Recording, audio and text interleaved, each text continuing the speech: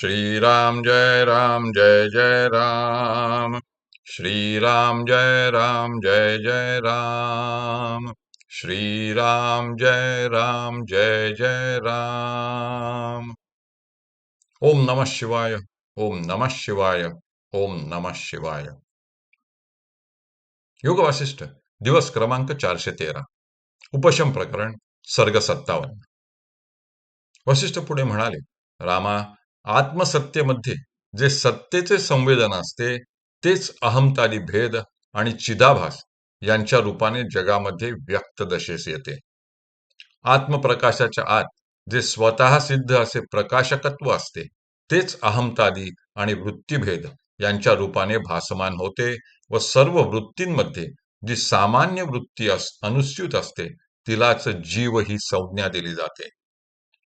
आत्मरूपी चंद्रामध्ये जे चिद्रूपी अमृत असते व जे स्वप्रकाशाने अनुभवास येते तेच अहंतादी रूपांनी जगामध्ये आविर्भूत होते. परमात्मरूपी मुळामध्ये जी गोडी असते व जी गोडी आपली आपणच घेतो तीच आत्म्यामध्ये अहंतादी रूपांनी अभिव्यक्त होते. परमात्म स्वरूपी मण्यामध्ये आतल्या आत जो स्वाभाविक प्रकाश उत्पन्न होतो तोच आत्मपदामध्ये अहंकारादिकांच्या रूपाने भासमान होतो. सारांश म्हणजे आत्म्यामध्ये माईक जगदाकाराचा जो अनुभव येतो तो वस्तुतः आत्म्याचाच प्रकाश होय.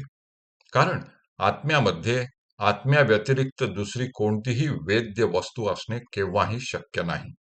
आत्मा हा आपला स्वतःचाच आस्वाद स्वतः घेतो. कारण आत्म्यामध्ये आत्म्या व्यतिरिक्त दुसरी कोणतीही आस्वाद घेण्यासारखी वस्तू नाही. त्याचप्रमाणे आत्मा हा स्वतःचा अनुभव घेतो व आपले स्वतःचेच ज्ञान स्वतःच करून घेतो. कारण आत्म्यामध्ये आत्म्या व्यतिरिक्त दुसरा कोणताही विषय व दुसरी कोणतीही जाणण्याची वस्तू नाही. एवंच जगताचा जो अनंत आकार आपल्याला भासमान होतो तो मिथ्याच भासमान होत असून तो एखाद्या प्रचंड पर्वताप्रमाणे आत्म्यामध्येच स्थित असतो. हे रघुनंदना, येथपर्यंत मी जे विवेचन केले त्यातील हेतू आत्म्यामध्ये अहंता, जग इत्यादी भेद वस्तुतः नाहीत हे तुझ्या ध्यानात यावे हाच आहे.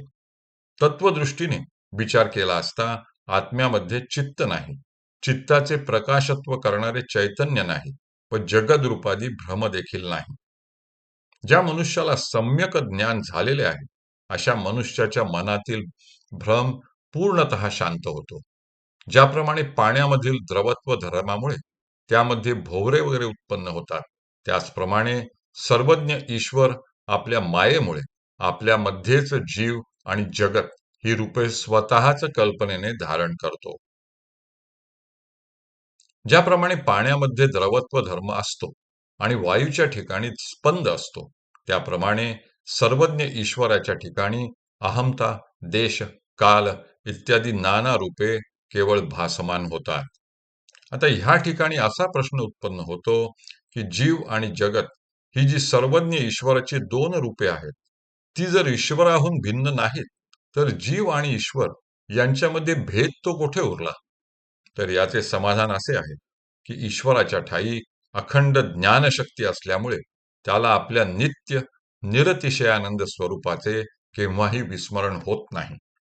परंतु जीव हा जरी चेतनयुक्त असला तरी प्राण, इंद्रिये, विषय इत्यादिकांच्या अध्यासामुळे जीवदशा हेच आपले वास्तविक स्वरूप आहे असा विलक्षण भ्रम त्याच्या ठिकाणी उत्पन्न होतो.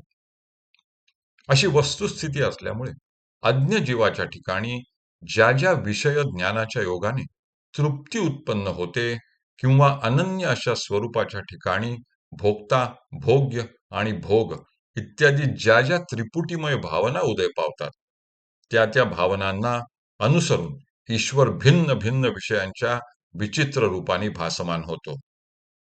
परंतु ह्याच जीवाच्या ठिकाणी सत्शास्त्राचा अभ्यास आणि सद्गुरूचा उपदेश यांच्या योगाने सम्यक ज्ञानाचा उदय झाला आणि भोग्य वस्तूंनी भरलेले जग हे अधिष्ठान सन्मात्र रूप आहे असे पारमार्थिक ज्ञान झाले आणि जीवांना विषयांच्या रूपाने ज्या आनंदाचा अनुभव घडतो तोही वास्तविक पाहता आत्मानंदाचाच अंश आहे, असे त्याला तत्वतः ज्ञान झाले, म्हणजे मग जीव आणि ईश्वर यांच्यामधील भेदाचा निरास होतो. जीव आणि ईश्वर यांच्यामध्ये भिन्नता उत्पन्न करणारे अज्ञान एकदा का नष्ट झाले, म्हणजे जीवेश्वरांच्या स्थितीप्रमाणे सुषुप्ती आणि समाधी या अवस्थांमधील भेदही नाहीसा होऊन अखंड आणि पूर्ण अशा दिव्य आनंदाचे साम्राज्य सर्वत्र पसरते. राघवा, हे सर्व जग सर्वस्वी पूर्ण प्रकाशरूप आनंदैक रस अज आदी मध्यरहित चैत्य म्हणजे विषय आणि त्यातील परस्पर विरोधी धर्म यांनी रहित आणि ब्रह्मरूप आहे. परंतु हे सर्व शांत ब्रह्मरूप आहे असे म्हणणे सुद्धा शाब्दिक अतएव व्यर्थ आहे. कारण हे सर्व जगत व ब्रह्म या पदांमध्ये वाच्यार्थ दृष्टीने भेद दिसतो, परंतु बोध व्हावा याकरिता असे शब्द वापरावे लागतात व लक्षार्थ दृष्टीने त्यावरून ओंकाराने वाच्य होणारे जगत व ब्रह्म यांचे ऐक्य होऊन अखंड आनंदरूपी आत्मस्वरूपाचा बोध सुकर होतो. हरि ओम तत्सत, हरि ओम तत्सत, हरि ओम तत्सत.